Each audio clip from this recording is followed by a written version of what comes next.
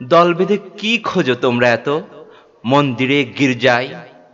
কিছু হারিয়েছ বুঝি? ভক্তবৃন্দ গর্জে ওঠে প্রায়। হায়, লোকটা পাগল, শয়তান নাকি রাতকানা? আমরা ঈশ্বর খুঁজি, তুমি বুঝি কিছুই জানো না? জানি, তবে জীবনে কখনো ঈশ্বর দেখিনি কিনা, তাই সঠিক বুঝতে পারি না তার মূল্য কতখানি। দিনের কাজের শেষে একটি আধুলি পাই হাতে, ভালোবেসে পুজো করি, তাকে ঈশ্বর ভাবি রাতে। পরস্পর কথা বলে চূড়ান্ত সিদ্ধান্তে আসে তারা। লোকটা নিরেট মূর্খ, অনায়াসে পাপই বলা যায়। বুঝি ভক্তবৃন্দ ক্ষেপে গেছে খুব, এটা স্বাভাবিক ভেবে ওদের সান্ত্বনা দিই, বলি তা ঠিক, তা ঠিক।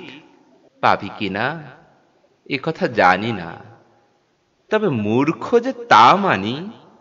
তা না হলে দিনের মজুরিকেও এভাবে হারাই।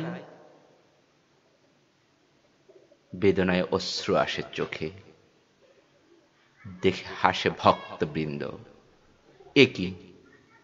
একে নিয়ে ভারী জ্বালা হলো দেখে আমাদের।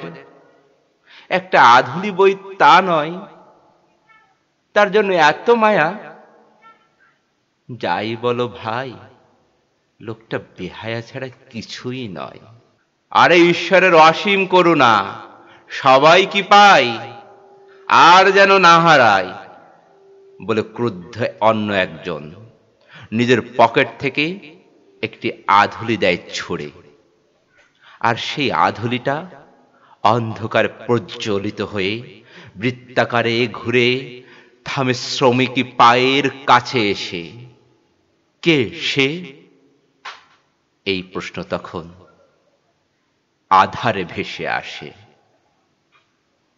শুনলেন কবি নির্মলেন্দু গুণ রচিত শ্রমিক ও ঈশ্বর কবিতাটি।